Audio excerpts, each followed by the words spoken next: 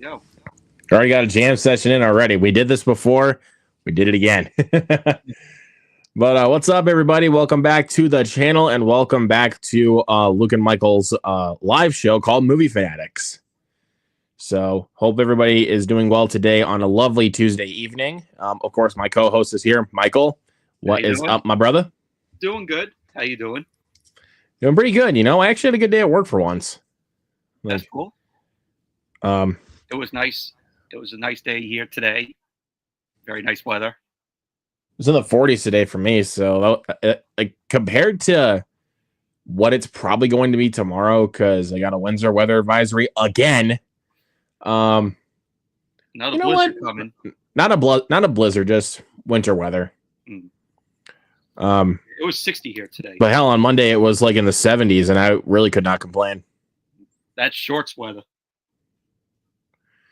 Oh man, it's so why does weather down here have to be so short-lived? Like, it's bipolar up here in New York. Why wouldn't it be? One day it's warm, yet the next it's cold. It's like hot, cold, hot, cold, hot, cold. You get sick up here. And I'd say that's probably why. Yeah. But thankfully, I had my Monday nights free because Raw was on the afternoon. So it's going to be like that for the next 2 weeks. So I might hopefully be doing some movie watching, catching up with some movies. Yeah, hopefully so. Which I watched Summer of 42 last night, and I loved it. Great movie.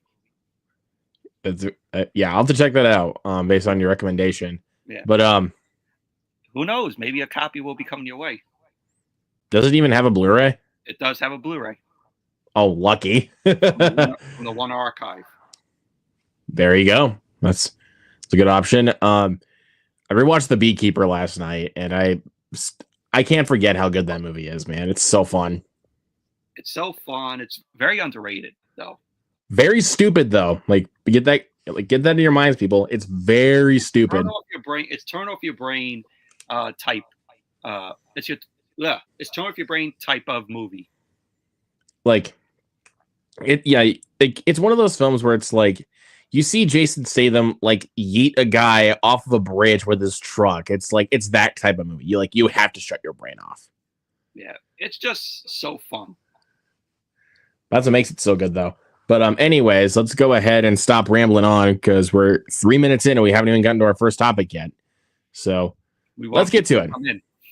Yeah. Anyways, let's get to it. Starting off with our weekend box office. I'll have some sad news on this one, but I'll get to that in just a minute. All right, let's get to it. So in first place, Novocaine. As I actually kind of expected Novocaine to be in first place anyway. Same. But I cannot lie. I'm very happy about that. I adored Novocaine. It is. See it. Yeah, this motherfucker down here missed it. Oh boy. Michael, please do me a favor. Please go see it. Like, I will. You've been looking forward to it too, man. Yeah. So but this week, you already know what I'm going to be seeing. Well, which we're going to talk about. If you guys saw the thumbnail. Mm-hmm. But yeah. So Novocaine. Ethan says, "Is this the Movie Fanatics podcast?" No, this is Patrick. No, this is Patrick. Hey, Zach's in the chat. Zach, my guy, what is up, buddy? Long time no see. Are you sipping on ketchup while watching us? Yep, there you go. But also want to shout out Milne for a second. He recently did become a father last month, so congratulations, buddy. Congrats, man. Hope everything's going well with fatherhood, man. Yeah. But on Luke's stream on a future hangout stream. I'm hoping he'll come back soon. But regardless, but yeah, Novocaine came in first place with $8.8 million. And Zach, if you're more than welcome to come on as a guest on our show. If you're yes, absolutely. But yeah, like I said, Novocaine in first place. Very happy about that. Black Bat came in second place, which is surprising, but It'll be on digital within like a couple of weeks anyway, so I'm not like super surprised. He made like $7 million domestically. But this is the one that makes me very, very sad that it's flopping. Is Mickey 17. I knew. Coming out with a 61% drop at $7 million. We called it. I am very sad. And also, at the same time, kind of angry that Mickey 17 isn't performing well at the box office. Now, I don't want to hear any comments being like, if people don't want to go see it, then they don't have to see it. I don't want to hear it, okay? Because, look, whenever we say that kind of thing, I mean, sure, if people don't want to see it, fine. But whenever we say that people should see it, we're recommending it to people. Like, I want to get that crystal clear. But yeah, I mean, it'll be on digital next week, so and that makes it's coming out on 4K and Blu-ray in May. Yeah, so whenever that kind of stuff happens, you can definitely tell it's kind of doomed to fail at the box office. And I called it. As for someone who saw Mickey 17 twice within a weekend, I'm not happy. But I had to support it either way. Like, I really wanted to give that film my full support. But as well. It's in my top 3 right now. So, but I mean, I think if I had to guess so far, I think it's probably your favorite so far. It's in my favorite films list, yeah. But I'm saying, like, out of the ones you've seen so far, if that one's your favorite, or is a companion? It's Mickey 17 so far. Okay. I was about to say, I like Mickey 17 a little bit more than companion. Which that might change once I see Nova King. Might change, but Mel, that might change for another movie we're going to talk about. We'll see. I'm not trying to get ahead of myself here. I'm just saying, you guys, because we'll talk about it later. Captain America: Brave New World with a 32% drop. No surprise. No surprise. Yeah. The Day the Earth Blew Up came in with $3 million, which is not a great sign. Disappointed. Yeah, that is not a good sign at all. I think this might be the only Looney Tunes movie that has bombed. Well, this is the first actual actual Looney Tunes movie we've gotten in since for 20 years. Would you count Space Jam: A New Legacy? That doesn't count. Yeah. I mean, it has the Looney Tunes in it, but what is it morally about, though? Let's be real. Yeah. The Looney Tunes are honestly kind of just side characters. Yeah. Or if you would count Looney Tunes Back in Action. That's exactly what I was meaning. Was that because that film bombed as well. Yeah. So we're on a trend here. Apparently people don't want to see the Looney Tunes. It's a shame.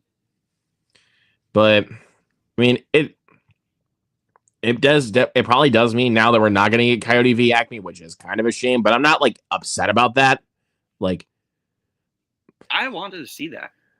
I mean, I kind of did too, but at the same time, it's it makes sense why they called it off, but because they knew that this film was going to bomb. Yep. Well, even beforehand, but I'm still not pissed about it. You know what I mean? No. I mean, a lot of people are clamoring for it to come out. I mean, sure, but at the same time, to be fair though, Warner Brothers buried Juror number 2, and they almost buried Mickey 17. But thank God Mickey 17 was actually able to release to the public. Yeah. I mean, I'll still see The Day the Earth Blew Up. It's not playing at my Alamo, but it's playing at another theater around my area, my local AMC. It's actually playing. For me, it's actually playing at the West Mall 7 Theater in Sioux Falls.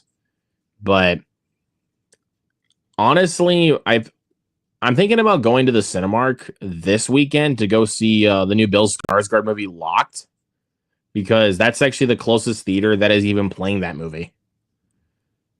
And I want to go see it because it looks cool. Don't judge me, people. Anyway, sorry about that. But yeah, let's see. The Last Supper.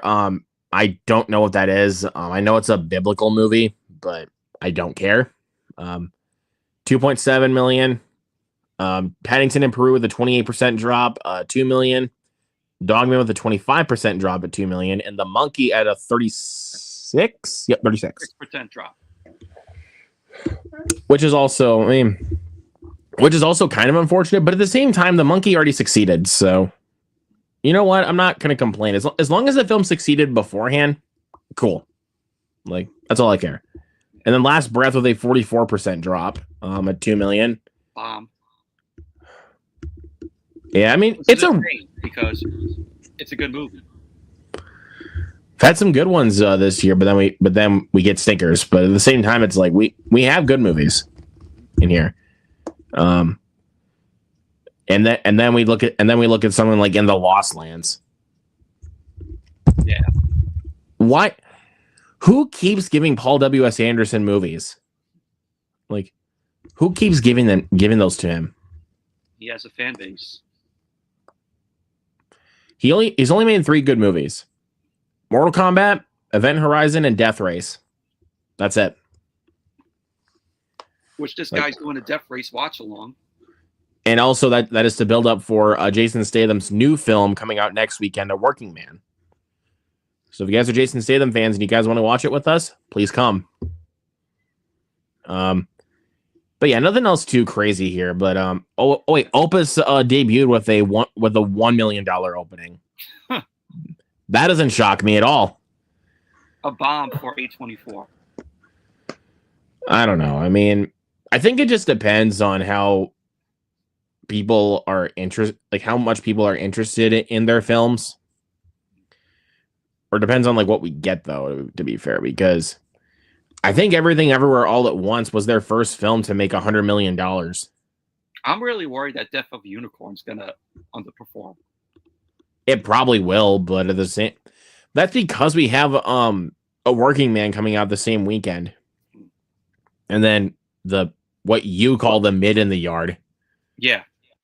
Or what film will you see worse, Death of a Unicorn or A Working Man? Depends on what my theater gets, because I don't know if they're going to get Death of a Unicorn. The ones I do see them getting are A Working Man and The Woman in the Yard. But what am I going to see first? You know what it is. Yeah. I got to see my boy Jason Statham. My theater's getting both. My Almo's getting both. Is your Alamo getting Death? Wait, it's getting both A Working Man and Death of a Unicorn? Yep. Lucky bastard. That's why they had a big poster of Death of a Unicorn that I posted in the group chat. Yeah, that's right. But also, do you know if your Alamo's going to get the early screening for The Amateur? No, we're not getting it. They're hosting an early screening on April 5th. So at least like they're having some big theater chains host an early screening for it. Nope, we're not getting it. Damn. What I am looking forward to that week is Hell of a Summer. Hell of a Summer, that does look fun. Fuck Minecraft. The week after though, it's pretty stacked actually, because we got Warfare, Drop, and The Amateur. Like, pretty stacked weekend. I'm looking forward to. I don't want to hear any Rami Malek slander in the comments. He's a good actor. Rami Malek, he's a good actor. And here's the thing: if they host early screenings for a movie, before its initial release, that is usually a good sign that the studio has confidence in the film. Like, why do you think Paramount hosted early screenings for Novocaine? They had confidence in the film. I'm trying to think of other ones that they hosted early screenings for. Companion, that's a good one. I was gonna say Mickey 17, but then I forgot they never hosted early screenings for it. No. Which is a shame. But yeah, I don't think the Cinemark is gonna get the Cinemark that I would go to is gonna get the early screening for the amateur. If they did though, I would go see it. But I'm trying to remember some of the other ones that got early screenings, which were pretty crazy. Fuck. Like, I'm meaning ones that got early screenings because the studio had confidence in it. Is what I'm trying to say. In case the people are lost. Just waiting for Michael to come back.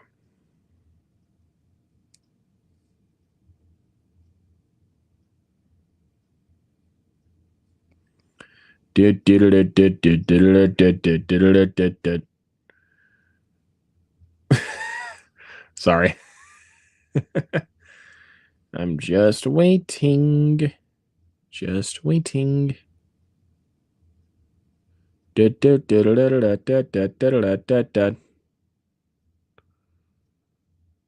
Where is he? There he is. Yeah. Okay. Sorry about that. That's fine. I was just trying to see some other ones that had like Paramount hosted an early screening for Transformers 1 before that came out. Oh wow. Like I was trying to think of some other ones that they did that some studios did early screenings for because they had confidence in it. I think they did one for Sonic 3. I could be very wrong, but no, they didn't. Oh, that's right. I also did forget that Neon did one for the Monkey. They hosted like a one night sneak preview. Oh. So, but yeah, I think that's it for the weekend box office. We'll go ahead and move on here really quick. I'll just cover this first because this is the only one that I'll talk about. So, for any of you Saw fans, yep. Saw 11 has been canceled. No need to pull up an article because this legit breaks my heart as a huge Saw fan. It's confirmed. It is confirmed that it is now canceled. We hadn't seen anything in regards to a trailer or any first looks. So, and as much as I love Saw X, this pains me. I'm a huge Saw fan. But there was so much creative differences behind the scenes and so many clashings behind the scenes. So, but yeah, I mean, I don't really know what else to say except that this legit breaks my heart as a Saw fan. I wanted to see where they were going to head with things after Saw X, because if you guys had seen Saw X, you get a post-credit scene where with both John Kramer and Hoffman. So, like, that right there is like, oh my god, I can't wait to see where we go. And then all this shit happens. So, yeah. I've never seen any of these films. I'll just say, if you guys are wusses to gore, don't bother. But yeah, I just wanted to get that out quick because I saw this yesterday afternoon at work and this legit broke my heart. But regardless, let's go on to a little bit of a happy note here, because I'm going to say this right now before we get into this topic. This is going to surprise people like that are just hearing about this. This is going to surprise people. So, you ready? Good. Let's talk about some first reactions of Snow White. Now, first off, I'm just going to say this right away before we get into them. You guys were really doubting this movie. You were really doubting it. And look at this. I saw this on John Campia's thumbnail about the first reactions to Snow White. It said in his title, even the doubters like it. And I'm like, wow, what a change of events. I'm looking forward to the film. I've been on the fence about it. After the second trailer, I was a bit on the fence about this movie, but I feel like I'm getting more excited for it as time is coming closer to its release date. Mm-hmm. I don't know. I mean, and plus first reactions have come out and it said it is good. It's one of the best Disney live action remakes. And I'm like, didn't expect that, because with all the drama behind the scenes of this film, I expected this thing to fail. Like, in all honesty, I really expected this thing to fail. All right, let's take a look. Same. Praise remake, a big surprise. Rachel Zegler stuns. I knew Rachel Zegler was Disney held the LA premiere. Go ahead. You can go ahead and read it. Disney held the LA premiere of this. Yeah. Disney held the LA premiere of its live-action reboot starring Rachel Zegler and Gal Gadot on Saturday, and early reactions to the film say that it is far better than anticipated. There we go. CGI dwarfs aside, of course. The dwarfs look like gargoyles still. Oh, Restless says the movie still may fail. Well, globally for this weekend, it's tracking with $100 million opening. Globally.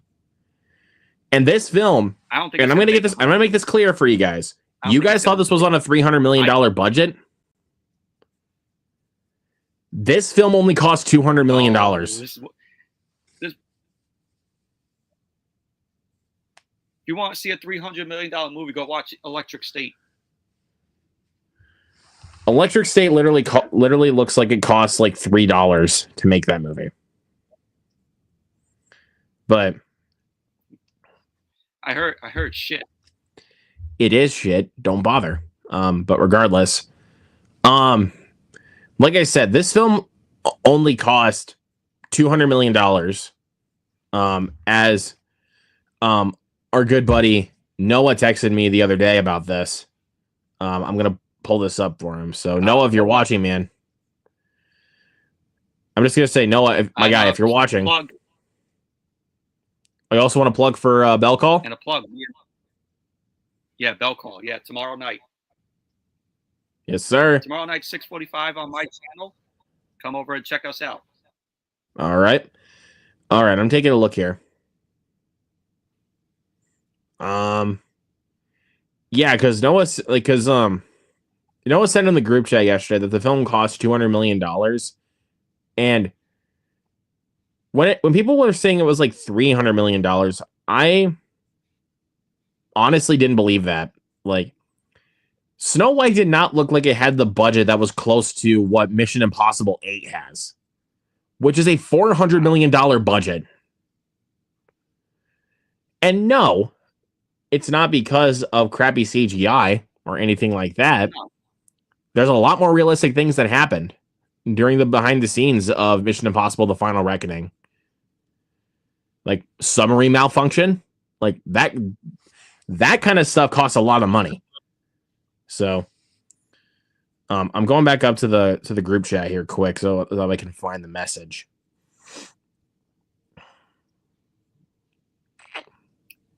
So yeah, I'll just read what it says right here. Go ahead. It says right here, the Snow White Backlash Brigade isn't going to like this.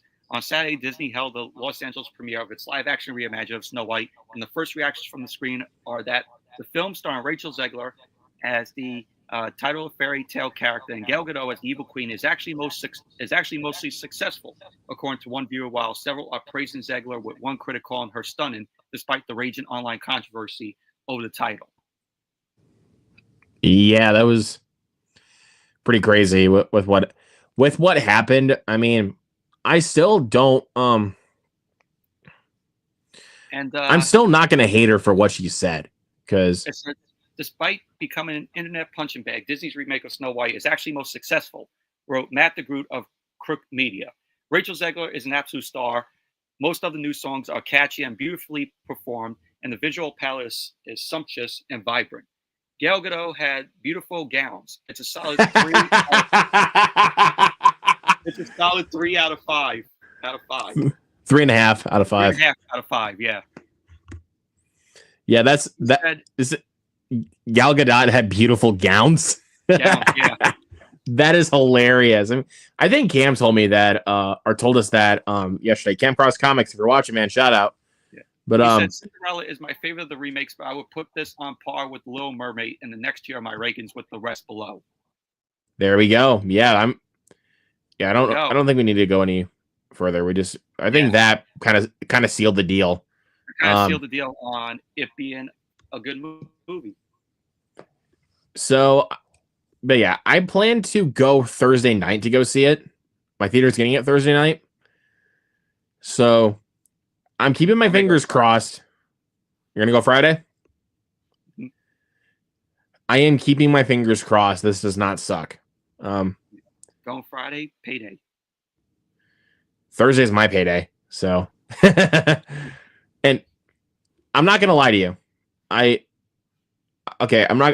just going to tell you this. I'm not going to lie to you. I was thinking about using one of my theater vouchers, or basically like my gift cards, to pay to see this. And then I heard the first reactions. I'm like, wait. And then I also forgot. I want to support Rachel Zegler for anything she does. So I'm like, yeah, I can't do that. I got to pay my money. Yep. So, which, if Y2K came to my theater, I would have done that. But I still pay $25 to buy it digitally. So, I mean, I'm not going to complain. At least I spent some good money on it. Mm-hmm. But so now because the film has Noah said the film had a $200 million budget, it only needs $450 million to break even. I think opening weekend it'll make probably $70 million. Well, tracking for domestic wise is $53 million, but as far as worldwide, it said $100 million.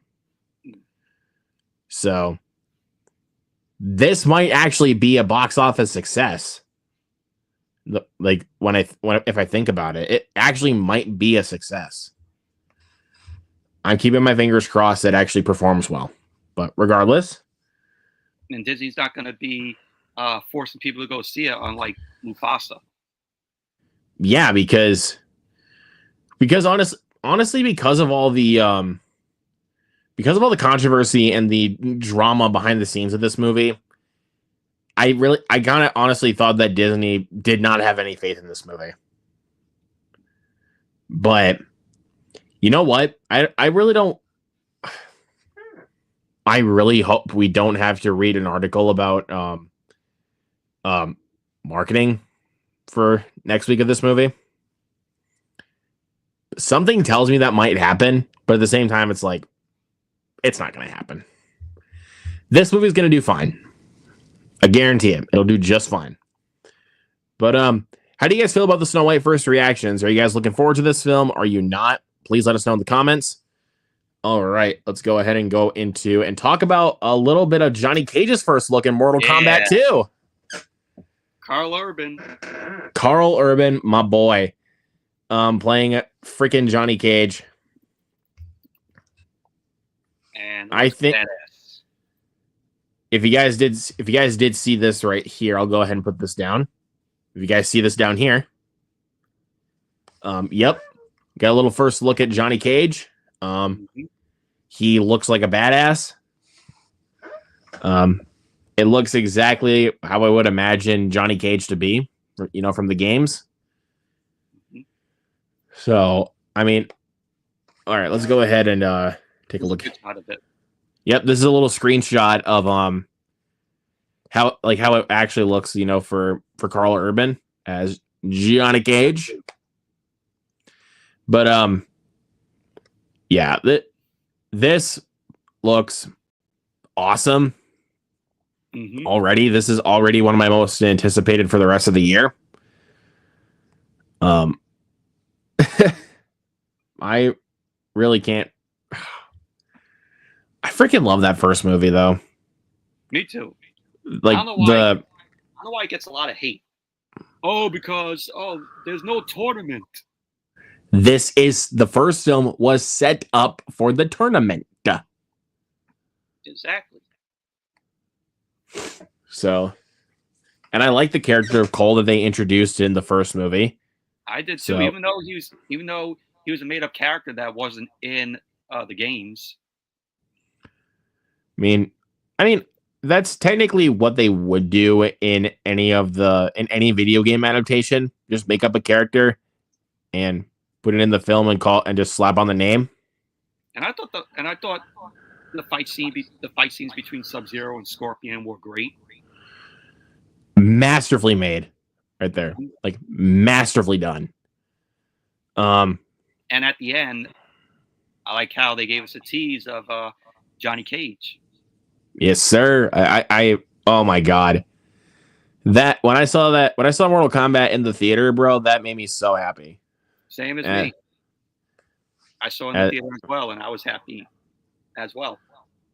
Like I saw that and I'm like, oh shit. Oh boy.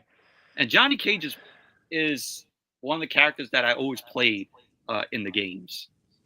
I played as Johnny Cage in Mortal Kombat 4 before, but I mostly play as Scorpion.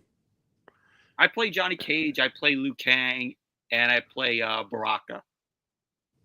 There you go. You got some good characters. Let me see if I can find the game here.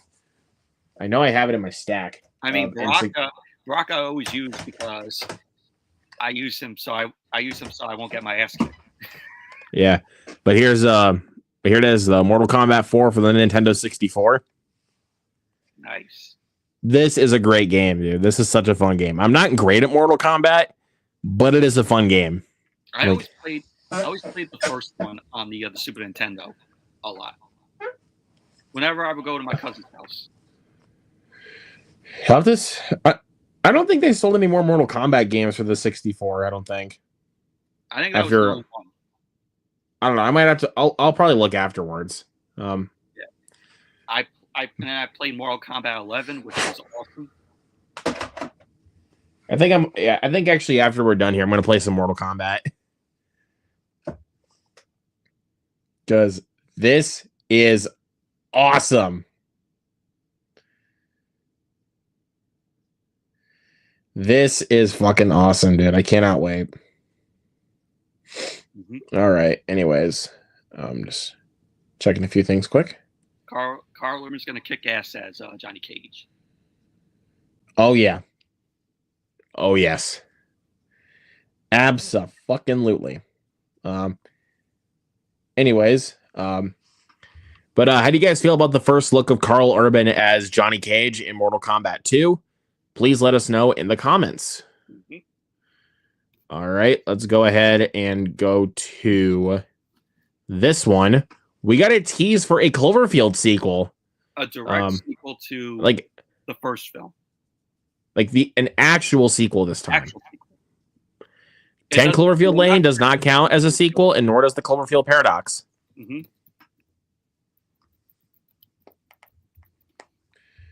So, yeah, I'm actually...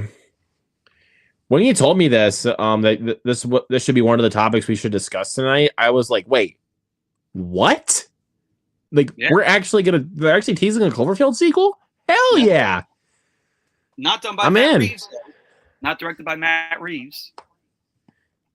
Babak Anvari? Yep. And he says, you're going to tease this new Cloverfield sequel. You're going to get something amazing. Now that, fingers crossed. Like, as Tom Green would say, all right, fingers crossed. Had to do that. I got my fingers crossed. No, it's like, it's how Tom, such a guilty pleasure. I have to do a watch along for Freddy Got Fingered. Like, I have to. It's so funny. I have on that DVD. movie. Same here. Yep. No, you can't touch me. Not with my cheese helmet. I mean, dude, me and my second aide at work literally quote that movie constantly. It's too funny. Like, you're fucking fired. You're fucking fired, Bob. Anyways, yeah, it says Babak Anvari is set to direct a new sequel to Cloverfield, which is reportedly a direct sequel to Matt Reeves' original 2008 film. In a new interview during the South by Southwest premiere of his latest film, Hallow Road, Anvari teased the new sequel. So sad that I cannot, because everyone on that team is very secretive, which I understand. But whatever happens, just know that you're hopefully going to get something amazing. Yeah. Pretty cool that he actually teased this at South by Southwest. Yeah, so this is a direct sequel to the original Cloverfield. 10 Cloverfield Lane and Cloverfield Paradox don't connect to this. Even though 10 Cloverfield Lane fucking rocks. Like, yes. That's a great film, but that does not connect to Cloverfield. Yeah. And I did not see Cloverfield Paradox, which I heard is terrible. It's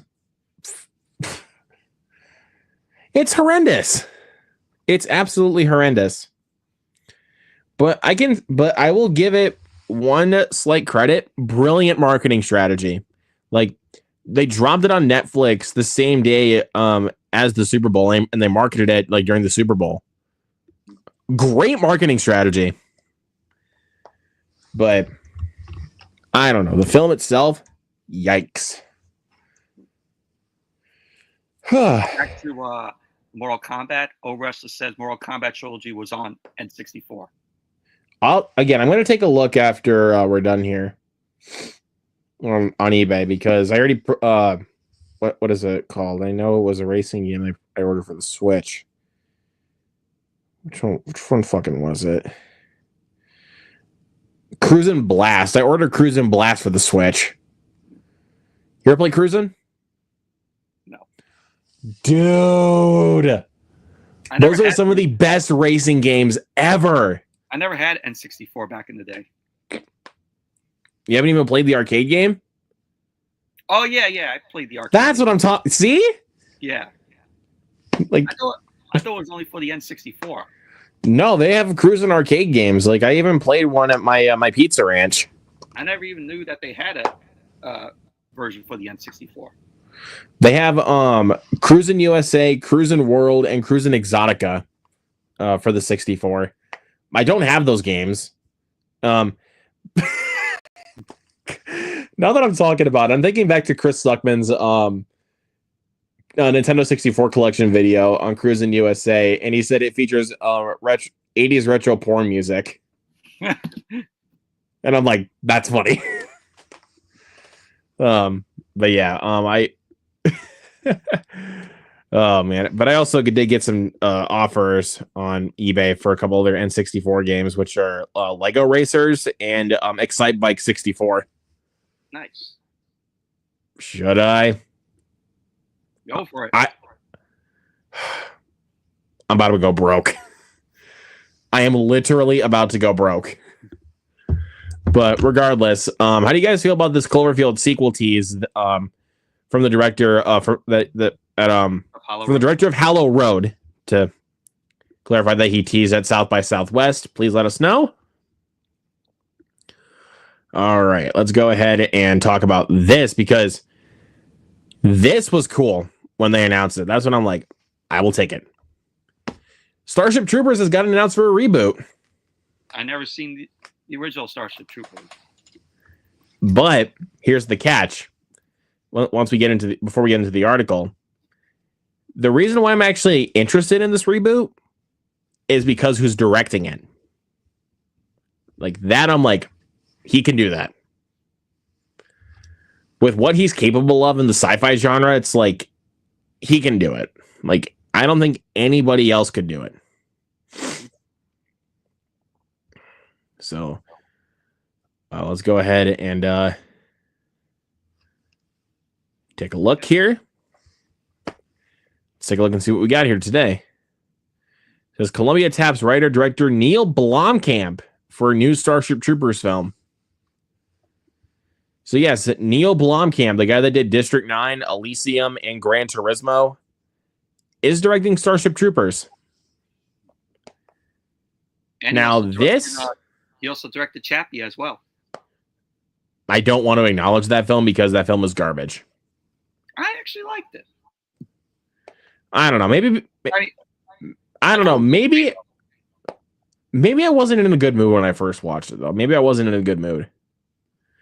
I might watch that again actually. Now that I think about it, I might rewatch Chappie because I really was not in a good mood when I first watched it. But although you have Ninja and his wife, you know, the characters that they play are assholes. That's what turned me off on it was because because the characters are terrible. I mean, I like Dev Patel in it though. Yeah, and Sharlto Copley, I thought voiced Chappie good. Like those are the only two performances that I actually thought really carried them. That I actually thought carried the movie were Sharlto Copley and Dev Patel. I hate doing that to Hugh Jackman though. Like he tried, but his character was such an asshole in the movie. It's like I couldn't get behind it. Yeah, but Ninja and his wife and Hugh Jackman being assholes. I don't know. I really don't think that Hugh Jackman playing an asshole really works for my liking, except if you do it as Wolverine. Like usually as Wolverine, it's like, yeah, that's perfect. Because he did that. Because you remember that in Deadpool and Wolverine. Yeah. His Wolverine is such an asshole. But again, though, it's how funny he is. Yeah. Let's see. He says directed Elysium and that was garbage. It was okay. I'm actually gonna twist your mind here, Old Restless. Elysium is actually my favorite movie directed by Neil Blomkamp. Is actually that one. I love Elysium. I saw it in the theater and I just thought it was okay. I mean, I love District 9 though. I love District 9's incredible. I love Gran Turismo, but Elysium is the one I go back to. I love Gran Turismo as well. But yeah, Elysium is my favorite personally, but let's see. The original holds up to So Pointless remake. I don't know. I really think Starship Troopers could actually use a reboot because I can honestly say that the original is kind of dated. It's a 90s film. So. Very 90s. Like Starship Troopers is one of those films where it's like one of the most 90s movies that you can even think of. I mean, I'm not saying that in a bad way because I really enjoy Starship Troopers, but it does need a reboot, honestly, with more updated and more modern visual effects. Because honestly, the bugs in Starship Troopers are honestly a little dated in my opinion. Shame me in the comments all you want, but I'm sorry. I'm just literally stating my opinion. Like, I think Starship Troopers is a little dated. But yeah, I don't know. Because originally this film was the original Starship Troopers was directed by Paul Verhoeven, the guy that did RoboCop. Mm-hmm. Which we all know how good of a director Paul Verhoeven is. Like, if you don't want to count Showgirls, that's one of the movies of all time. I'll just say that it's the movie of all time. I'm trying to think of other. He also did the movie Hollow Man with Kevin Bacon.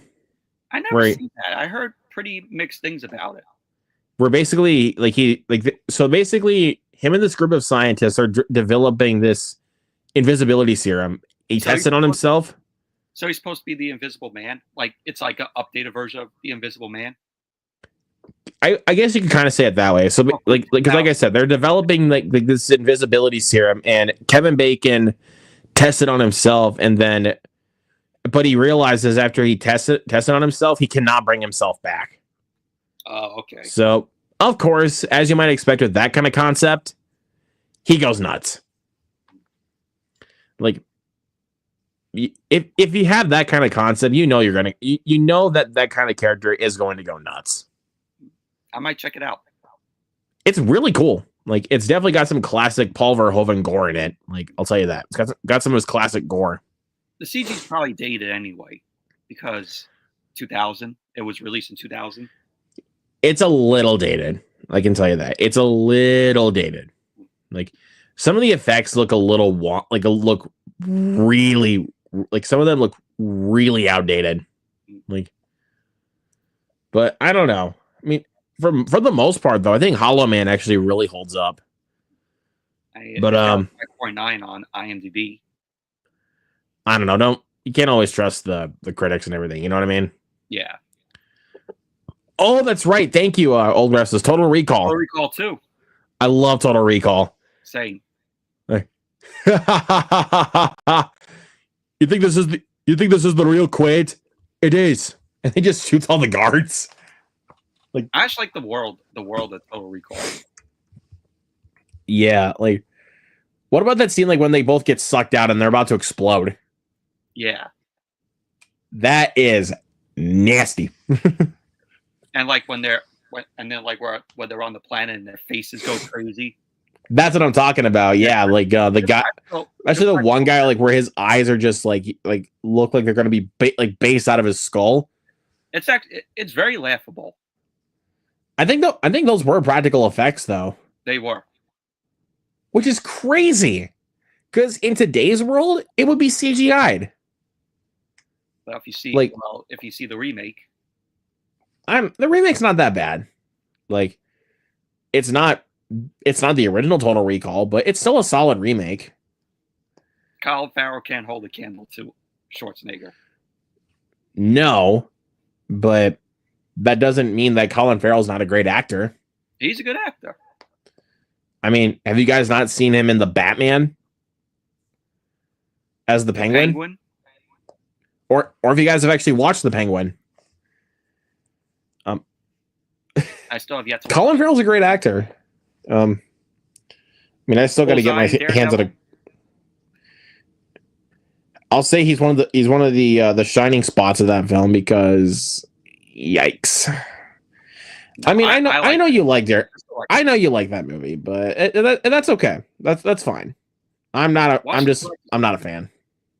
Watch the director's cut. It's so much better than the theatrical. Yeah, I better go ahead and get my hands on a copy of the director's cut. I'm trying to think of some of the other films that Colin Farrell's in. I own both versions. Yeah, I'm trying to see what else he's in that I really, really love him in. Phone Booth? I have not seen Phone Booth yet. You gotta see Phone Booth. I have the DVD though, but I have yet to watch it. See, he's also great in the two Yorgos Lanthimos films, The Lobster and The Killing of a Sacred Deer. Those are great films. Seven Psychopaths, In Bruges, The Banshees of Inisherin. I always forget he's in Minority Report. I always forget he's in that movie. It's such a good movie. Have you seen Minority Report? No. As big of a Spielberg fan as you are, bro, you need to see it. I have heard of it. I've seen clips of it. It is such a unique idea for a sci-fi concept. Like, and it was one of those films that got a TV adaptation. TV adaptation, you mean? TV adaptation, yeah. I don't know. I think it's just the concept. It's a lot of the concept that,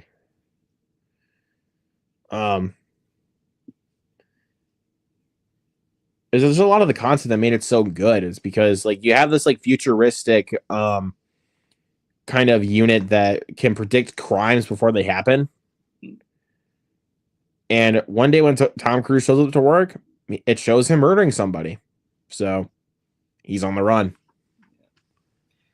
But in the article, it says here, Neil Blomkamp has been hired by Columbia Pictures to write and direct a new version of the story. this time going back to the original story by Robert A. Heinlein, which was originally published as a two-part serial in the magazine of fantasy and science fiction before being collected and released as a novel in 1959. The story follows Johnny Rico and his band of roughnecks who go into battle against an army of intelligent insects, but plots specifics are being kept under wraps. Blomkamp is writing the script and producing alongside Terry Tatchell. Yep.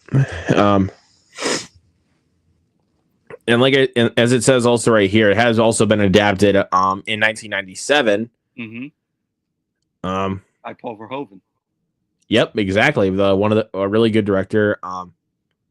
Excuse me, old restless. Really? Tom Cruise is bad in Minority Report? Tom Cruise is great in anything he touches. Even if it's not a good movie, he'll still make it good. Like he'll still make have a good performance in it. I've not seen it, but The Mummy. The Mummy's not bad, honestly. It really is not that bad. I was trying to think of some like other ones where it's like, I mean, Jack Reacher Never Go Back is not that great, but at least Tom Cruise keeps it alive. Okay. It's not as good as the first, though. I enjoyed the hell out of the first movie.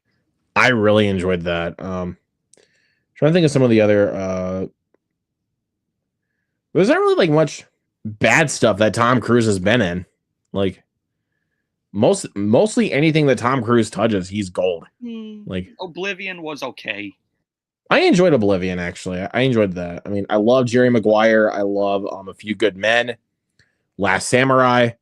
All those films I have not seen. Have you seen The Firm? No. You got to see The Firm. Wait, Risky Business. Can't forget Risky Business. Classic. Take those old records off the shelf. I still have not seen Interview with the Vampire. I know if Jacob is watching. I know. I never watched it. If Jacob is watching, he's probably crushed right now. Oh, Hubbard. Jacob Hubbard. Yeah, Hubbard. You could be mad at the both of us. Tom Cruise is great in War of the Worlds. I love War of the Worlds. It's a lot better than people give it credit for. I had the original, which I still have yet to watch. See, also Tom Cruise. Have you seen Collateral? No. It's definitely not the role that you would expect from Tom Cruise. He plays as a hitman. So basically, here's the gist of Collateral. Tom Cruise plays as a hitman, and Jamie Foxx is a taxi driver. And Jamie Foxx has to drive Tom Cruise around all night to all of his hits. I'm interested. Directed by Michael Mann. You know, director of such classics like Heat. Like I've never seen. Yeah. Michael Mann's a great director. I'm trying to see some other one. Rain Man. I have not seen Rain Man. You got to see Rain Man. It's such a great film. I heard it's a masterpiece. Best Picture winner too. American Made, he's really good in. Again, Tom Cruise is good in anything he's in. Like he's that good of an actor. But also Eyes Wide Shut, Kubrick's last movie. I've never seen Eyes Wide Shut. Yeah. But yeah, I know we're just going on a tangent about Tom Cruise right now, but that's for old restless. But he said Colin Farrell was not good in Minority Report. Respectfully disagree. But anyways, let's go ahead and move into our next topic. Also, how are you guys feeling about Starship Troopers being rebooted? Paul Rudd actually also gave it a little bit of announcement on the future of the character of Ant-Man. Mm-hmm. Which also, if you guys are Paul Rudd as Ant-Man. Also, if you guys are big Paul Rudd fans, be on the lookout for him in Death of a Unicorn. Yep. Yeah, I had to go ahead and point that out. Oh, shameless plug. Yeah. Gotta get Death of a Unicorn to do well. See, Paul Rudd addresses Ant-Man future in Avengers Doomsday and Secret Wars.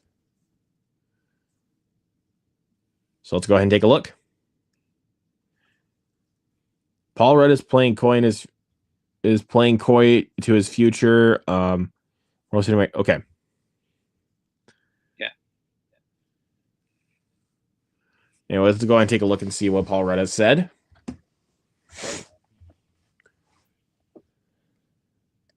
Can we scroll down a little bit? Yeah. There we no, oh, yeah. Oh, there you go. There you go. Says, as far as the Russos, they have my number. They know where I'm at, and that's all I can say. I don't really know how to play these things. Hey, Paul Rudd, did you see The Electric State? Wait, you're talking about Old Restless or? Yeah, but we always think back to Infinity War and Endgame, though, to be fair. Mm-hmm. And also Winter Soldier and Civil War. Always got to think about those. It says Avengers Doomsday released in theaters on May 1st, 2026. Got next year. Oh, boy. Film is expected to begin in London in the coming weeks. There we go. As with everything Marvel, the story and with actors will be part of the fifth installment of the Avengers franchise are being kept top secret. However, one thing is for sure is that Robert Downey Jr.'s return to the MCU as Dr. Doom, not Iron Man. Disney announced at Comic-Con last year that the actor would play Victor Von Doom in the next two Avengers movies, which the Russo brothers will direct. Now, I don't think we need to go any further because this is pretty much the end of the article here. Because they're just going on about, Charlie Cox and about Secret Wars. Yeah. But yeah, I think we're good on that. But would you have hope in the Russos after seeing The Electric State? I honestly have kind of lost hope with them. I cannot lie because, honestly, anything outside of the MCU that they've done have not really been, how do I say this? Have not been good. Well, I like Cherry and I did like the Gray Man, but they were not mind blowers. That's my way to say it. They were not mind blowers. I think they should stick to only in the MCU. Because that's usually where they peak. Because, like I said, though, I like Cherry. And Tom Holland was really good in that. The Gray Man was fun, but it is one of the most generic action films I've ever seen. Like, it's a fun movie, but it's so watered down and generic. And The Electric State does not know what it wants to be. It is still one of the worst films I've seen this year, and I think I'll stand by that. And by that, and plus with all the people involved in The Electric State, I'm like, why? Why do you gotta waste all these talented people? Money. They did it for a paycheck. I mean, especially Chris Pratt. I think Chris Pratt really did that for a paycheck. Mm-hmm. I think, well, Ke Huy Quan was just there for the paycheck. I can tell you that he was there for the paycheck. The one I always think back is who's there for the paycheck is Chris Pratt. And his horrible haircut. Which thankfully he doesn't. I can give it this. He doesn't have that on throughout the whole movie. I can say that at least. He doesn't have that on for the whole movie. And it's like, well, what was the point of the wig? Well, buddy, Zack Attack Reviews talked about it. Yeah, it's because he was live. Yeah, I figured, but it's not good. It's really bad. But regardless, but yeah, I mean, I'm interested to see what we got what Paul Rudd has up his sleeve if he's going to return in Doomsday and Secret Wars. So we'll see. Again, we'll see. But if anybody has any thoughts on that, please let us know in the comments. We'll be willing to read your comments. All right, now let's talk about Conan O'Brien is actually hosting next year's Oscars. And if you guys missed it, Michael and I did a Oscars watch along back when the Oscars were live. And also thank you to everybody that gave that stream a view, because I was so shocked at how many views it got within one night. It got over 1,000 views within a night, and I was so happy. And we will do that next year. And yeah, because of your guys' response, we'll do it again. Because it was fun, and I really want to do it again. But as far as Conan O'Brien goes for hosting the Oscars, he was that host. Yeah, that was comedy gold. Especially when Adam Sandler showed up in just the most like stoner kind of wear, like clothing. Like he just came out of nowhere. Yeah, that's what made it funny. Was that he came out of nowhere. That was legit what made that funny.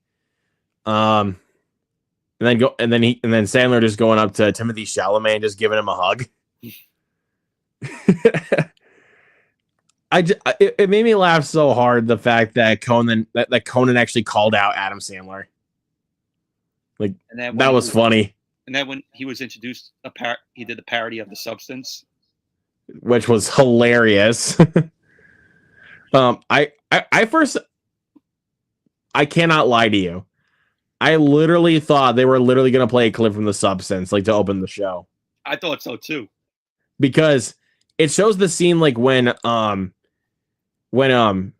Demi Moore injects herself with the substance, and her back is starting to open up, and in the film Margaret Qualley comes out, but in this parody, obviously it's Conan, and I was like, you son of a bitch, you got me.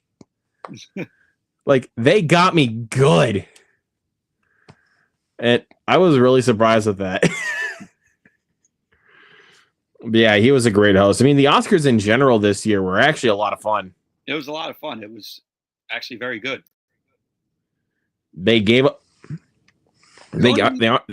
Cohen needs to be the new Billy Crystal. What exactly do you mean by that? Like, Conan should keep hosting the Oscars for years to come. Oh, wait, Billy Crystal really did that, really? Yeah. That's right. I don't know. I never caught up with, like, the old school kind of Oscars, But so that's what they need to do for Conan. Yeah, they need to give him, like, the Billy Crystal treatment. Make him the host from now on. Who else would you give the Oscars to hosting? You can't get better than Conan. Yeah. Who you gonna get next? Will Smith? not unless he wants to slap Chris Rock on stage again. No, actually, better. We should do it. That would be Grudge Match 2. I literally was just thinking. I was like, you know what? Instead of Will Smith doing it, we should do it. Like, I wouldn't mind doing it. Wow. I'm trying to think of someone else that really could do a good job at hosting the Oscars because of his, like, comedic timing. Like, we got to think about that here for a second. Tom Brady.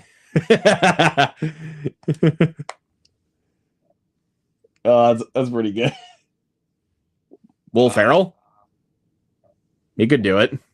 He's funny. Will Ferrell's hit or miss. But if we're talking shit like Anchorman, like, that's like peak Will Ferrell.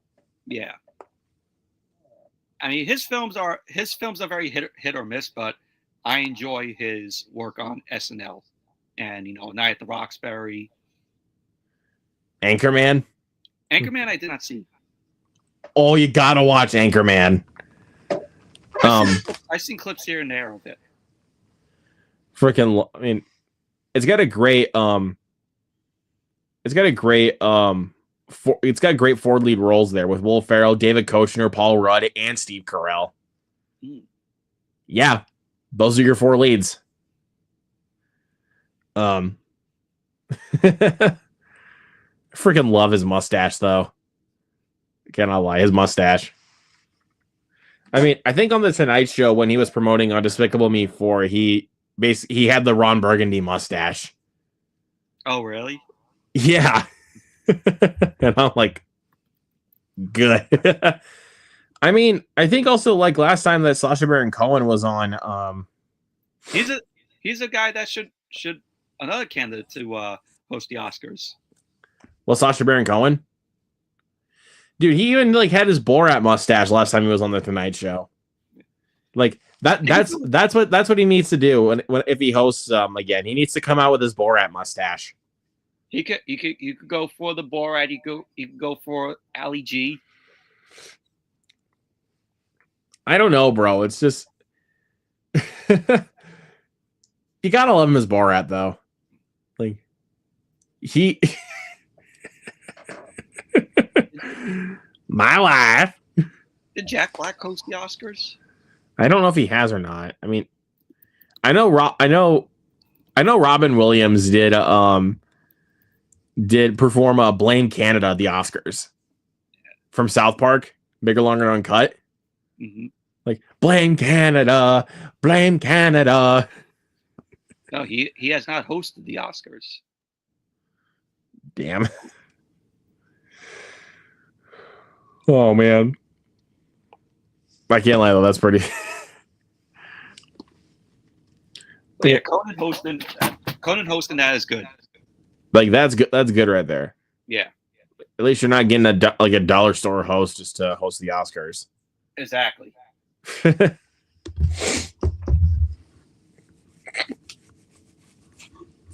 Trying to see somebody else though who could do it because he's so fucking funny. Ben Schwartz, maybe he's funny. You guys know the Sonic movies and also his improv show, Ben Schwartz and Friends. Like, he's a funny guy. But yeah, I mean, with Conan hosting, we're in good hands. Eric Andre. Yeah, I mean, yeah, that actually wouldn't be bad. He's a funny guy too. Wait, actually, no. To make it even funnier, they need to freaking get one of the Jackass guys to perform a stunt during the Oscars. That's what they need to do. Like that'll make the show peak right there. Get Steve-O. Get freaking Steve-O. I'm Steve-O, and this is T-Ball. I'm Steve-O, and welcome to the Oscars. I was supposed to be, hi, I'm Johnny Knoxville. Welcome to the Oscars. Even though Johnny Knoxville has formally said he's not going to do any more stunts where he'll get another concussion. Yeah. Because to be fair, though, it will cost him his life. He's retired. Like, he doesn't care if he breaks his arm or anything like that. Just no more concussions. Because he's had, in total in his life, 16 concussions. Wow. So, like, but like you said, he doesn't care if he breaks his arm or anything like that. It's like, just no more concussions. Yeah. But if you guys enjoyed this year's Oscars, please let us know if you're excited for next year's to see Conan O'Brien hosting again. Because this is great news right here. Like, this is some great news. But yeah. Looking forward. Let us know. What? Looking forward to it. Definitely looking forward to it. That's definitely another good reason why we're gonna do another Oscars watch along this year or next year, I should say. Sorry. Off my game again. But anyways, let's go ahead and move into our final topic, of course. Physical media. You got anything? Yes. And it's not Blu-rays or 4Ks or DVDs. They are VHSs and Laserdiscs.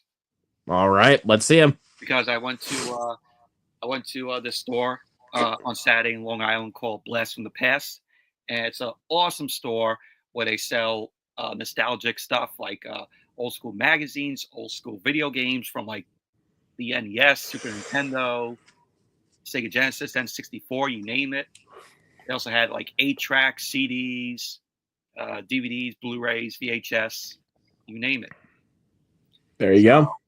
I picked up 4 VHSs. All right, let's see them. And this one, it's on my watch list. I've been wanting to check out this film for a while after seeing the other trailer to it. It's an early Demi Moore film, and it is called The Seventh Sign. Ooh, never heard of that one. Yeah, I can definitely tell that's is it Columbia TriStar or is it RCA Columbia? Columbia TriStar. It's a okay. Re-release. I can definitely tell it's kind of a re-release because they would definitely put it under RCA Columbia. Yeah. Like, it definitely looks like one of those films that would have been under the RCA Columbia release. Yeah. Here's what the film is about. Time is running out. Revelation is at hand. Rivers are running red with blood. A desert is found shrouded in ice, and the moon has turned crimson. 6 signs of the apocalypse have come to pass. Now only one woman can stop the 7th sign. Demi Moore stars as Abby Quinn, a young woman who discovers that she and her unborn child play a terrifying part in the chain of events destined to end the world. Already troubled with a difficult pregnancy, Abby grows more distraught when she and her husband, played by Michael Biehn from Aliens, rent their studio apartment to David, a mysterious drifter played by Jurgen Prochnow. Now submerged in violent metaphysical experiences, Abby realizes that David is carrying out the mystical prophecies of Judgment Day, and that she has been chosen as the instrument of the 7th sign. But can one woman alone stand between the wrath of God and the future of mankind? In the tradition of the Omen, the 7th sign takes you on an ominous, unforgettable odyssey to the edge of life and death. There you go. Sounds pretty cool. Released in 1988. I said Columbia TriStar home video re-release there. Label on it. Sticker label. There you go. And it does have a print date right there. That says 53rd week of 1997, but that's technically first week of 98. Yeah.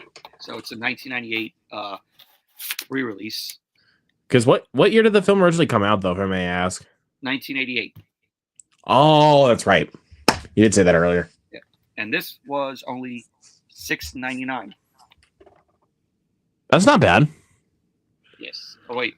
Yeah, $6.99 right there. Yeah, that is not bad at all. Sounds interesting. We'll give it a watch at some point.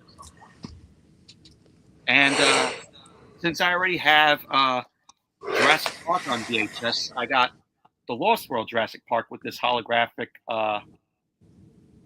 thing there. Oh, you got the lenticular card. I got the lenticular card. Lucky. And I have been trying to find a copy of this out in the wild. And thankfully it was there. And when I saw it, I had to pick it up. Lucky bastard. And this was only $9.99. $10. Makes sense for that kind of movie, though, to be honest. There you go. Yeah, that's a really, really fun. I love The Lost World. 40th week in 1997. Yep. I think that's around the same time mine is printed, I think. Yeah. But I enjoy Lost World Jurassic Park. I don't know why this gets hate. It's a fun movie. I love The Lost World. It's not as good as the first film, but hell, this is definitely a lot better than Jurassic Park 3. No shit, Sherlock. Fuck Jurassic Park 3. That movie's ass. Like, seriously, the third. I don't care what people say. The third one sucks. Yeah, absolutely. All right. Anyways, continue. Sorry, I just needed to get that off my chest. It has THX certified. Yes, sir. Which is awesome. Yeah, it's the back of it. Pretty cool. Really am happy that I found this. Yeah, I mean, it definitely. To be fair, Lost World does pale in comparison to the first Jurassic Park, but that doesn't hide the fact that it's still a great movie. Yeah, and I remember the hype for this film when I was a kid. When this film was marketed. It was huge. There was toys out for it.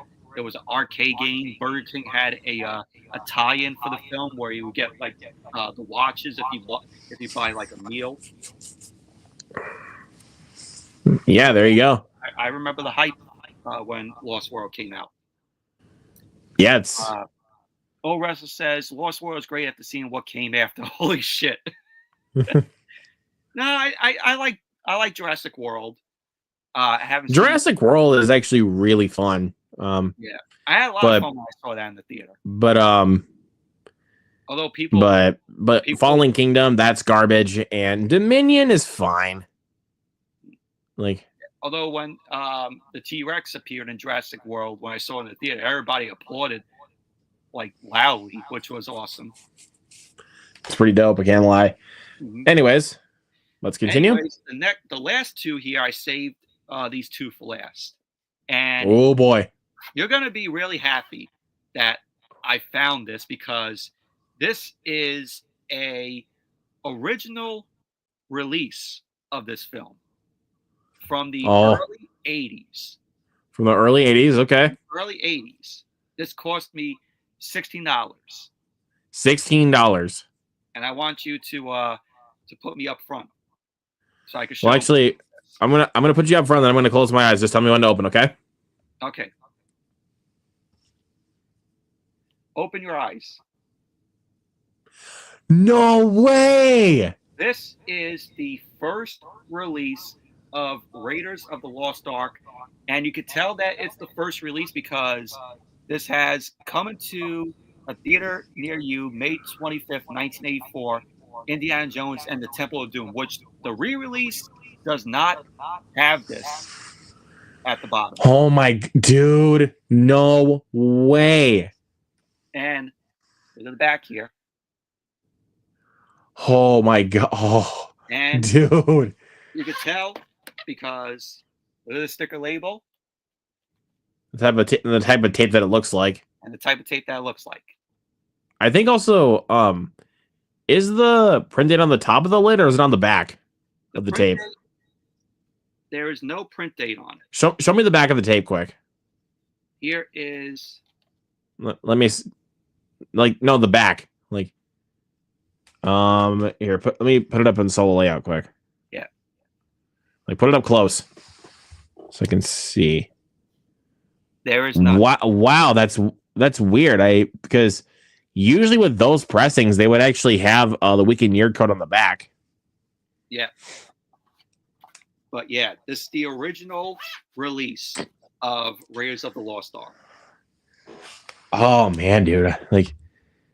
Bro, you definitely made, dude. When I saw this, I'm like, no, I am definitely buying this now. Oh my god, bro! I love Raiders of the Lost Ark, but Last Crusade is my favorite of the Indiana Jones films. Which, of course, I got Temple of Doom on VHS, the original mid '80s release or 1986 release of Indiana Jones and the Temple of Doom, and it's the original release because it says 1986 on the back, and also Paramount Home Video on there too. Yep, because they don't have those on the re-releases of the Temple of Doom or any of the Indiana Jones films. Yep, and you got the sticker label right there. And side label. There you go, that end label. And there is no. Oh wait, there is a. That's when they started putting them on the lid. I think it says 41st week of 86. Yep. Again, it looked kind of faded though. That was why I had to kind of put my face up towards the screen for it because it looked pretty faded. If you want to make it solo layout, you could. Oh yeah, I'll do that quick so people can see it. Yeah. I know they're not VHS geeks like me, but still. Yeah. There you go. You can kind of see it now. There you go. But yeah, I enjoy Temple of Doom. Yes, I could get by. What's her name? Kate Capshaw's annoying screaming and Like that doesn't bother me at all. But because to be honest, it kind of bothered me. Because to be honest, Temple of Doom is actually my favorite. Mm. That one's actually always been my favorite. Is Temple of Doom. How I would rank it as Indiana Jones and the Last Crusade, Raiders, Indiana Jones and the Kingdom of the Crystal Skull, Temple of Doom, and Dial of Destiny. You really like Kingdom of the Crystal Skull? I had fun. Oh, I'm kidding. It's fine. Except for the CGI. The CGI was like, especially when Shia LaBeouf is swinging through the forest with the monkeys. I really do not like Kingdom of the Crystal Skull, honestly. Like, I like Dial of Destiny. I don't hate it like everybody else does. But I honestly would rather watch Dial of Destiny than Kingdom of the Crystal Skull. So yeah, but that's just me. Yeah, so scored on these, and this was $10. So scored on all 4 VHSs of these, especially the Raiders VHS. You'll have to take me to that shop next. You'll have to take me to that shop when I come visit you. And the Lost World too. Yeah, there you go. Like I said though, dude, you gotta take me to that shop when I come over and visit. Like you gotta take me there, bro. Oh yeah. Because, I mean, as much as my wallet is gonna cry by the time I get home from the trip, it'll be worth it. It'll so be worth it. Yeah. And I got 2 Laserdiscs as well. All right. Now, in total, with the VHSs and these 2 Laserdiscs, this cost me almost $100. Which again is not bad. It's not bad though. But I got this first Laserdisc was $40, and this is a film that I've been wanting to check out. It's on my watch list. The Blu-ray is out of print, so I looked up on eBay to see how much the Blu-ray was going for, and pretty amount of money since it's out of print, and it was a Kino Lorber release. So I was like, you know what? Let me just get the Laserdisc.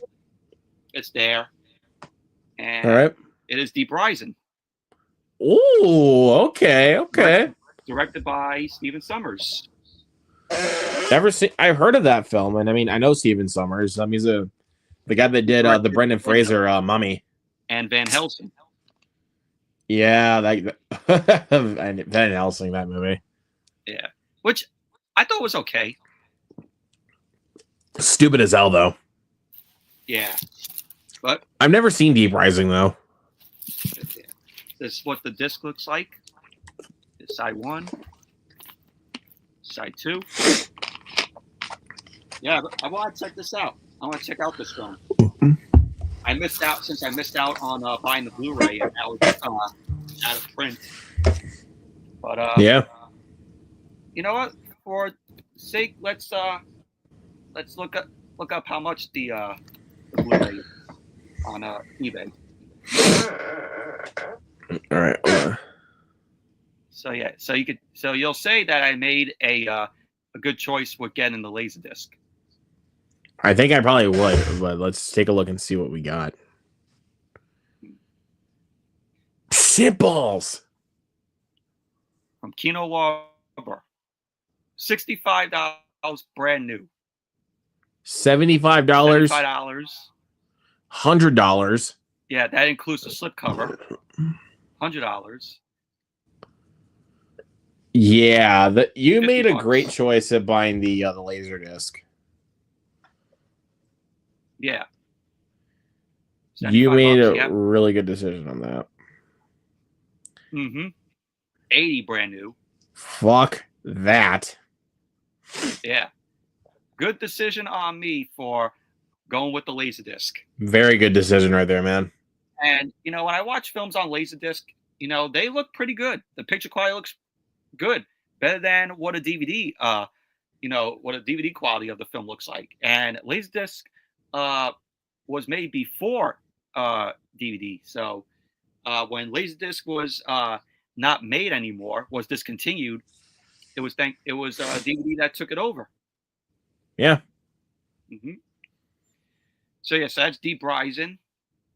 And this one I heard about before, and I saw the trailer for this. It looks interesting. It is a Clint Eastwood film, which he stars in, and he also directed. All right. And it is from 1971, one of Clint Eastwood's earliest films. All right. Play Misty for Me. Oh, I've never seen that actually. That's one of my blind spots from Clint Eastwood. Yeah, it's like it's a thriller. Pretty much basically Clint Eastwood is a radio DJ, and he gets like these phone requests to play Misty from a female, and he meets the female who's played by Jessica Walter, and the two have an affair. And pretty much it says, Clint Eastwood's character wants to end the short-lived relationship, and Evelyn, which is Jessica Walter's name, becomes more infatuated with Clint Eastwood, and he becomes violent towards his girlfriend, played by Donna Mills. There you go. So yeah. So Clint Eastwood's character goes very psychotic. Sounds pretty psychotic to me. Yeah, from 1971. Here is the disc. You got side 1 here and side 2. And and you already know how, if you don't know Laserdisc, this is how big the discs, look. They're like this size, size of vinyls. Yeah, they look like, I was about to say they look like vinyl records. Mm-hmm. But I'm not going to complain though. That's pretty dope. Like, yeah. I love, and these two Laserdiscs. These are the two Laserdiscs that I have gotten. I haven't bought a Laserdisc in a while. So, really? Yeah. So these are the first two I picked up in a while. You got some good ones. Mm-hmm. But yeah, they had a lot more Laserdisc there as well, which I'll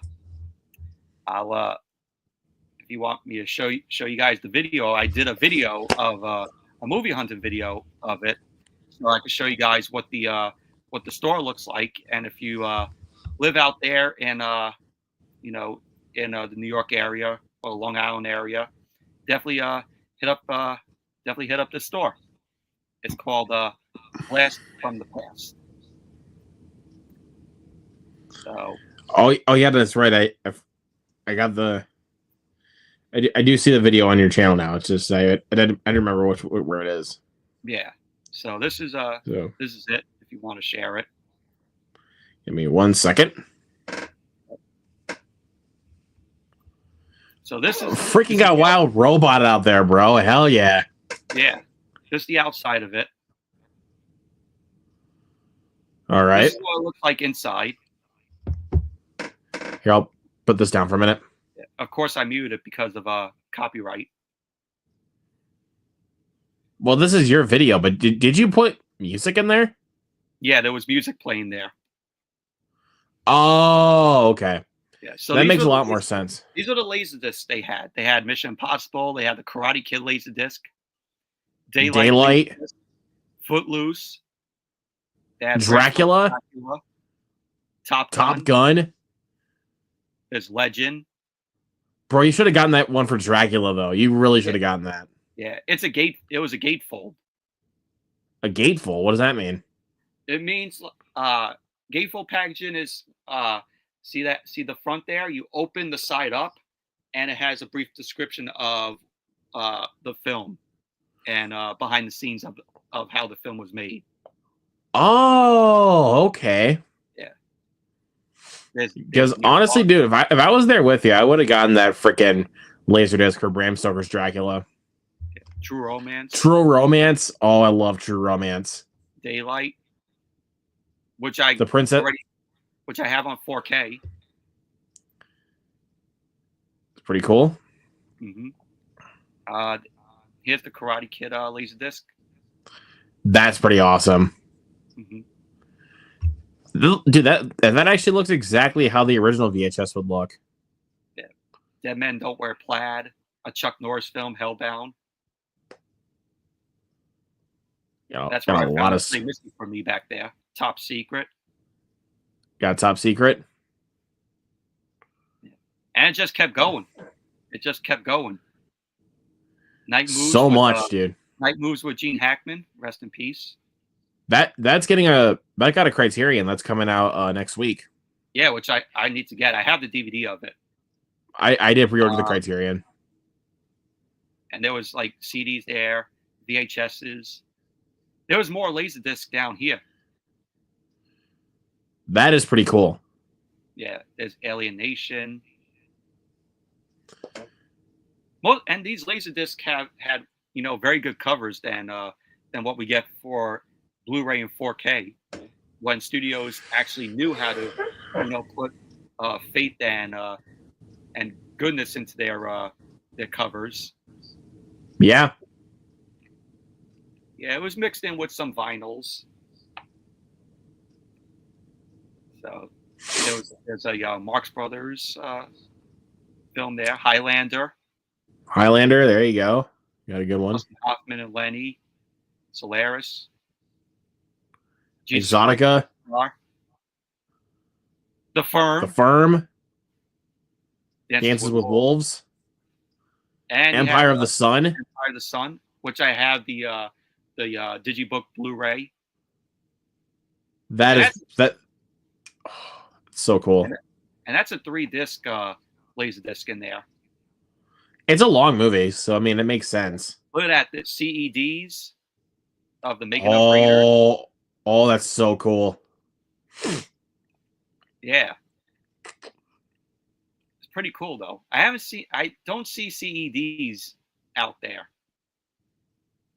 Flashdance. West Side Story. Ghost Story. Time After Time. All A Man of No Importance. Yeah, all goodness there. A lot of good stuff, man. Dude, you're seriously making me want to come down there, man. Got The Fan. I mean, wait, that's the. I was trying to remember. That's the one with. Oh no, I was thinking of a different one. With let me pause it here. That's with Lauren Bacall, Maureen Stapleton, James Gardner's in it, and Michael Biehn. The one I was thinking of was with Wesley Snipes and Robert De Niro. Yeah, look, Splash.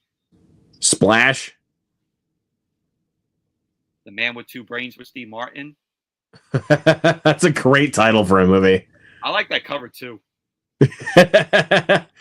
Very creative, right there. I might want to give that movie a watch. Look, Kids in the Hall.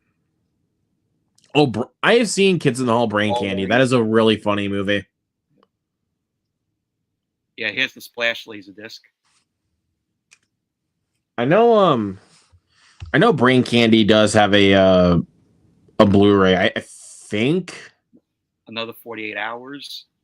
It's a good one. Mary Riley. There you go. Let me see if I can find it quick on Blu-ray.com. Tora. Oliver. Getaway, the remake. Mr. Holland's Opus. Yeah, another Flashdance. Andy Garcia and Things to Do in Denver When You're Dead. Yeah, look at it. Look at the Ninja Turtles. Bro, my second aide is a Ninja Turtles fanatic. Like, I shit you not. They got Star Wars, which you'll see, G.I. Joe. Here's all the Star Dude, they Wars. literally got everything, bro. They literally got every single thing. Look at all that. Star Wars galore, all the toys, the books. Yeah, I'm definitely. And wait until you see the VHS and DVDs. Yeah, right here. Look at this. Got a freaking X-Files set. Yeah. James Bond set, bro. What? Look at all that. Okay. Yeah, I need to schedule a flight to go down to come down to Staten Island and meet you up. Yeah. This is actually in Long Island. And Long Island, but yeah. Did you take a train down there? My friend drove me because we went to a wrestling okay. We went to a wrestling convention. Oh yeah, I mean I figured that you went to. I knew you went to a wrestling convention, but it's the VHS of The Last Starfighter. Dated ass movie. But it's still a good movie. I love it. It's fine, I guess, but Jesus Christ, it's dated. Yeah. They got Tales from the Dark Side complete series there. I have the movie. This is where I found Seven Sign. Yeah, I need to come down. Yeah. It's all the way out on Long Island though. It took us like an hour, a half hour just to get there. An hour and 30 minutes though. Yeah. Look. I mean, it'll be worth. I mean, even if I come down, man, it'll be worth the find. Yeah. Oh, so many Blu-rays, dude. Oh my God, my wallet's dead. Look at all that. My wallet is going to die. I kid you not, Michael. My wallet is going to die. Well, they got a big box of Diner, that film. I'm trying to see some other ones that they have here because there were some. Oh my God, they got Memento there. Fuck. Yep. Oh, I want that. I want that VHS so badly. I love Memento. Old school Power Rangers VHS. A couple more Rugrats ones there too. Yeah, look at that. What do they got? They got they got Bedtime Bash there. Bedtime Bash. They got the Passover one and Tommy Troubles. I gotta get the Passover. I gotta get that. No, I have Tommy Troubles. I kind of regret not getting Passover and Bedtime Bash. Yeah. Look at that. Hold on. He-Man Masters of Universe VHS, G.I. Joe VHS. Lots of good ones there. Yeah. Michael Entity's in the chat. I just farted and it smells like Amelia Perez. You sure it wasn't Kraven the Hunter? Ah! Hey, got him. My friend watched Kraven the Hunter and he gave like a face like this, like yeah. So if your friend gives a face like that, it's like, yeah. Nope. But yeah, it's so cool. I'll probably pause this so you can see which ones that you like that you see there. I can just go back. I was trying to see some. I was trying to look carefully here. Let me go back. They got freaking Stir of Echoes there, bro. I love Stir of Echoes. 2 copies of Stir of Echoes. Which I have. I love Stir of Echoes. I still have yet to watch it though. Dude, I love Stir of Echoes. Yeah, you could get a good glimpse. Got Vertigo. I love Vertigo. Alien copy there. Alien, Outbreak. Mary Shelley's Frankenstein. They got good ones. Nightmare, I see there. Which one? Nightmare. Right next to Outbreak. Oh, that. Okay. I thought you were.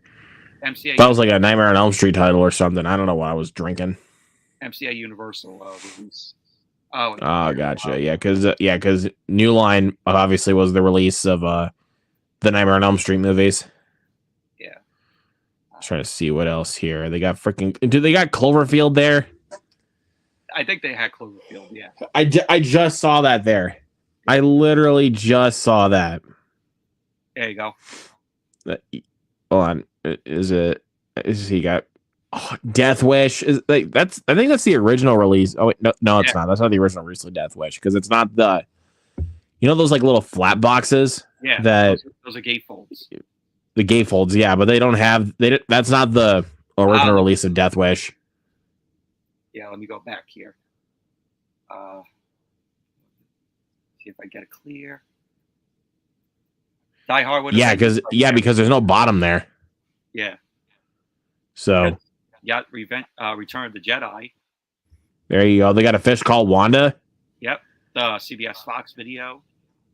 Phenomenon. Saving Private Ryan. You got Phenomenon, Casino. Which one? I haven't seen Phenomenon with John Travolta. I have it, but it's on my watch list. It's a good one. We got the Mask. The Mask animated series. Oh, that's the animated one. No. Which I have that VHS. The movie though, with Jim Carrey. They didn't have the movie there. Oh, that's goated. But they also got freaking Honey, I Blew Up the Kid. Yep. See that right there? Mm-hmm. I blew up the baby. Yeah. Let me see here. Got Meaning of Life they had there. I'm guessing they didn't have Monty Python and the Holy Grail. I think only the DVD. What is your favorite color? I freaking love Monty. Oh, dude, Evolution's so funny. Evolution is underrated. That's a good one. Good Morning Oh no, I gotta say it in the correct way. Vietnam, yeah. Good Morning Vietnam. You always gotta say it like that every time you talk about Good Morning Vietnam. I haven't seen that film. I gotta watch it. That is a classic. One of the best Robin Williams movies. Oh man. And that was the one that was the movie that made Robin Williams as famous as he was. You got the toy there with Richard Pryor and Jack Houston. Not one of Richard Pryor's guests though, but still fun. Turner and Hooch. Yep. Oh my God, the Water Boy. I haven't seen the Water Boy. Mama said the football is the devil. That's definitely one of the best Adam Sandler movies. Yes, Michael Entity. Yes, Evolution is criminally underrated. I agree. I wanted to get this one called Angie with Gina Davis. The only reason why is because they shot it in my old neighborhood back in the 90s. All right, and then they also got I see they also had Jay and Silent Bob Strike Back. Yep. I love that. I saw they had Indiana Jones and the Last Crusade, but that's not the original. That wasn't the original release. See, they got Bicentennial Man. Such an underrated film. Underrated Robin Williams film. Why does Bicentennial Man not have a Blu-ray? Disney for you. Fuck off. Anyway, Airplane. I see Airplane over there. Yeah. Trading Places with love Trading Places. And Aykroyd, Eddie Murphy. I love that movie. Some Kind of Wonderful. Yeah. So they got Some Kind of Wonderful there. Yep. Crocodile Dundee. Money Talks. Yep. The Whole Nine Yards. They had Caddyshack over there too. Oh, Caddyshack. Oh, that's a classic. Trying to see. They got The Terminal. Mm-hmm. There you go. I never seen The Terminal. Oh, here's a better view. Citizen Kane. In Hell. Blue Lagoon. Oh, I love Enemy of the State. Wait a minute. I think that might be the original Indiana Jones and the Last Crusade release. Fuck. Now you missed your chance. Yeah. Well, but I was looking at the rest of them also. You also got Bloodwork, which underrated. That's a really underrated Clint Eastwood movie. That film's on my watch list. Is it good? Really good. Definitely one of his better movies in my opinion. Yeah, I'll check it out. Because I was trying to see. Got The King of Comedy with Robert De Niro. Still have not seen that. Let's see. Yeah, Money Talks. It's a fun. That's a. Death. It Could Happen to You. They got that. Hold That Ghost. Abbott and Costello movie. Yeah. Superfly. Liar Liar. Mm-hmm. What my favorite Jim Carrey movie? Wait, no. Wait, is that the VHS of Narc? Yeah. Oh, damn it! I should have gotten that. I should have gotten that sometime. Man, I really should have gotten that. Kramer versus Kramer, which I still have yet to see. Happy Gilmore. Beverly Hills Cop. I love Beverly Hills Cop. They got Uncommon Valor. Yeah, there's a lot that's yeah, like you said, Caddyshack. Yeah. Black Sunday, which I still have yet to watch. You want to check that out? Trying to see what else. Look. Goldberg. Yep. Look Who's Talking too. Just watch the first Look Who's Talking. Because the first Look Who's Talking, that movie's funny. Rain Man VHS right there. Patch Adams. Patch Adams is great movie. I don't know why that gets so much hate. Definitely one of the better Robin Williams movies. Great performance, even though it wasn't technically what Patch Adams did. But again, this is it's a comedy, so they can get away with with whatever they can. You got Cocktail there with Tom Cocktail. Cruise. Road Trip. Oh, I love Road Trip. Michael, have you seen Road Trip? Yeah, I did. I thank God I don't have to curse you out for that. I have the DVD of it. Okay, good, because if you had not seen Road Trip, bro, I was literally about to cuss you out for it. I'm just kidding. I'm not going to do that. But Mr. Edity, if you're still watching, man, I did send you the link if you want to join for a few. I think Mr. Entity, I want to know what Mr. Entity thinks of this whole of this store here. He's probably going crazy like you are. This is so cool though. 48 hours. They got The World Is Not Enough. I got that too. What? I wanted to pick up Twice Upon a Time. It's an animated film. Oh, okay. I was looking at that film that Lucasfilms did. Freaking American Graffiti. You got Sleepless in Seattle. Dr. Detroit, which is a Dan Aykroyd film, which I heard got mixed reviews. I see. They got. I think that's that is. I was trying to see. They got The Christmas Story.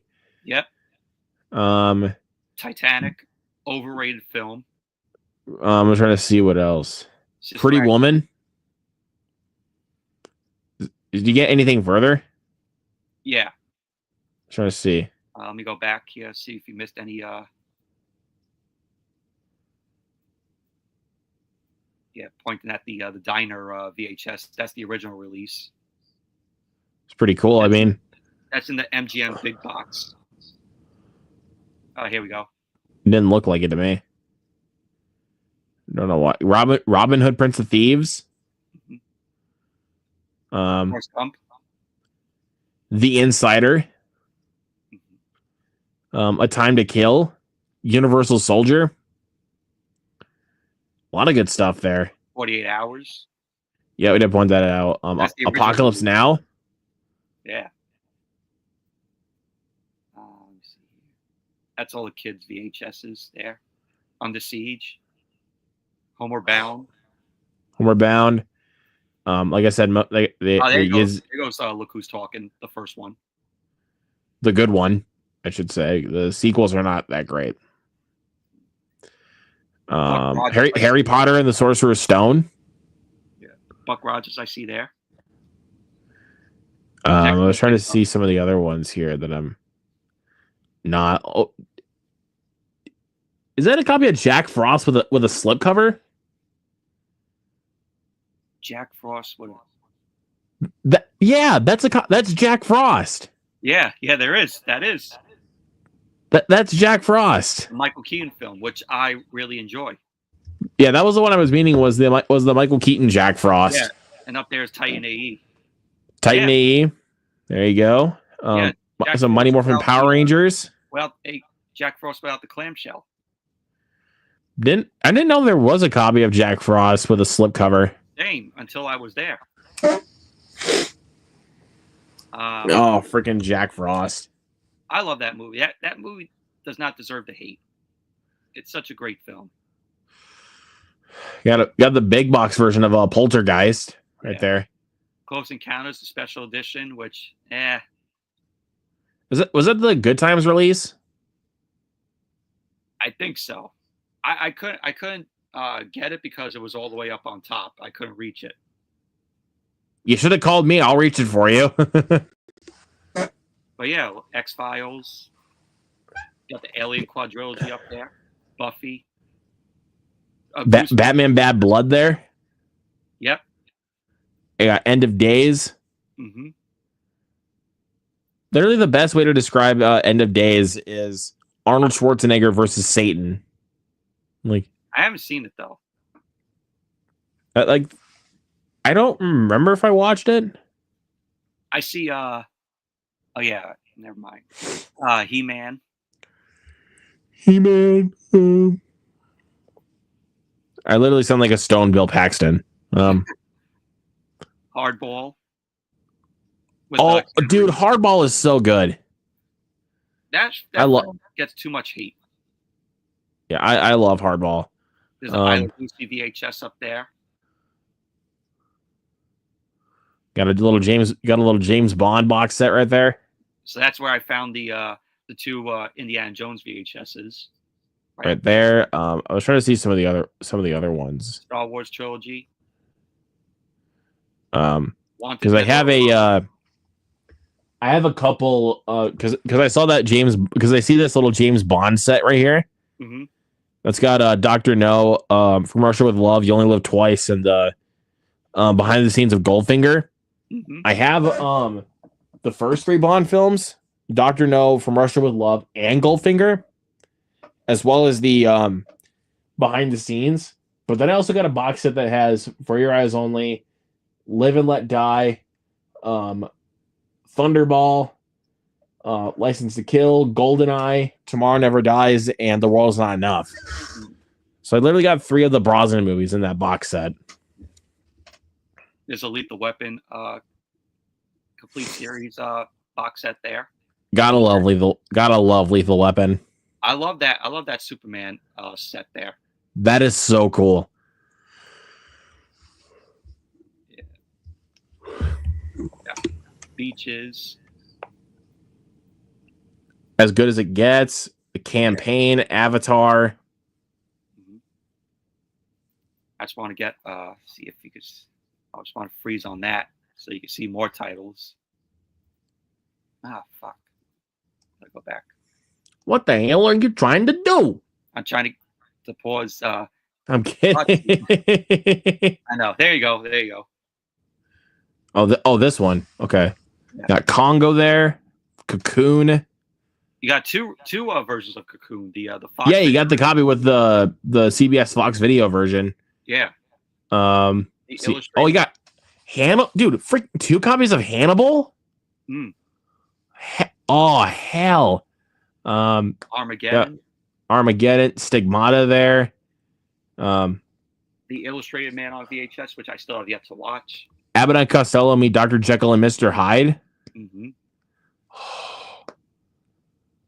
I was trying to see some other good. Let's see. Oh, you got Dracula. Which Dracula is it? I don't know. It has like sort of like a pinkish cover. Maybe that's the 70s Dracula. Because that's definitely not the Francis Ford. It's not the one from Francis Ford Coppola. Yeah, it's Sony. It's an MCA release. Yeah, because like I said, Bram Stoker's Dracula or the Francis Ford Coppola Dracula is by Columbia TriStar Home Video. Yeah, it's by Sony. Sony, yeah, technically, but I'm trying to speak on like 90s terms. Here, like the old school, yeah. Yeah, that's exactly what I'm trying to go for here. Okay. Got Fantastic Voyage, I see there. Yep. I'm trying to see some of the other ones here that I can catch on to. The Tunnel. I think is that Along Came a Spider? Yeah. I'm gonna say that definitely looked familiar. but just by the title right there, I mean, that's a pretty decent movie. Yes, I see Stigmata right there. Volcano. Oh, cheesy ass movie. Enemy Mine. Enemy Mine. There you go. I love that movie. Predator. Get to the job. Abbott and Costello Meet the Mummy. Yeah, I've seen 2 copies of the Dr. Jekyll and Mr. Hyde one there, which is honestly pretty cool. Yeah, there's a lot. Yeah, there's a lot of stuff there, man. Like, it is absolutely insane. Yeah. But yeah, I think I just turned Luke on to go into that store now. Yeah, I need to come down to Long Island. So let's get to what you got. Yeah, no VHSs though, but I mean, I do want to still work on getting some more though. But at the same time, I still need to cut back, so that way I can at least try to move out. But I did buy Gladiator 2 on 4K. Great movie. Also got the first 2 SpongeBob movies. Finally own these in my collection. Got the first one in 4K. One of my favorites of all time, especially from my childhood. And then Sponge Out of Water, which literally has one of the most misleading marketing campaigns. You would think from the marketing right here that this would be set in the real world. Most of it is actually set in Bikini Bottom. Until the last 30 minutes is them in the real world, which is still actually a lot of fun. Which I don't care to see those. But dude, this right here, peak. This was like peak SpongeBob right here. Yeah. Like when SpongeBob was good. I lost my love for SpongeBob years ago. I don't know, like that, like. Well, and also this was also when I was still loving SpongeBob. It's just, I don't know. As of recently, with like stuff like the Sandy Cheeks movie, that's when I've started to really fall off of my love for SpongeBob. But Plankton the movie though, not bad.